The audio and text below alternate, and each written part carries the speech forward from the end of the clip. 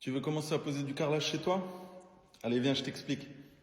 Bon, c'est parti, je te prends carrément en immersion avec moi sur ce chantier. Alors, je commence par te montrer l'état du support, une chape traditionnelle avec plusieurs joints de dilatation, dont le premier que je vais te montrer qui va être très important dans la pose. Ensuite, plancher chauffant aussi à retenir et les autres joints de dilatation qui donnent au dégagement et à la salle de bain. Donc pour ce chantier, le carrelage au sol, ça sera du carrelage imitation parquet 20 par 120. Voilà, comme tu vois, je commence la préparation de mon support. Je me sers d'un racloir et je vais venir racler toute la surface de la chape pour enlever les résidus de peinture ou même résidus de chape qui peuvent rester. Il y a des petites remontées toujours le long des cloisons et ça peut me déranger lors de la pose de mon carrelage. Ensuite, je vais aspirer toute la surface, dépoussiérer, enlever tout ça pour pouvoir poser enfin mon primaire.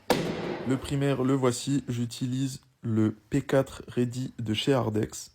Je vais me servir d'un rouleau de peinture pour appliquer le produit sur toute la surface du sol. Le primaire, très important, va me servir à avoir une meilleure adhérence de ma colle à carrelage.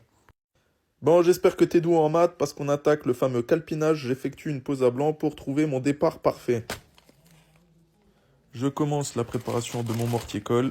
La colle que j'utilise, c'est la X77 Flex de chez Hardex. Je prépare mon mélange et ensuite je vais pouvoir l'appliquer sur le sol et commencer ma pose de carrelage. J'étale ma colle à l'aide d'un peigne de 10 mm.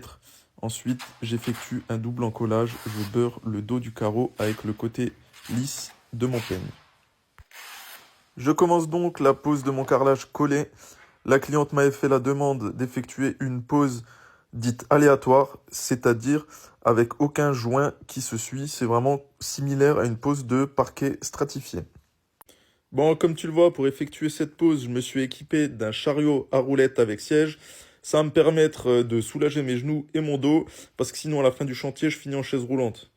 Ensuite,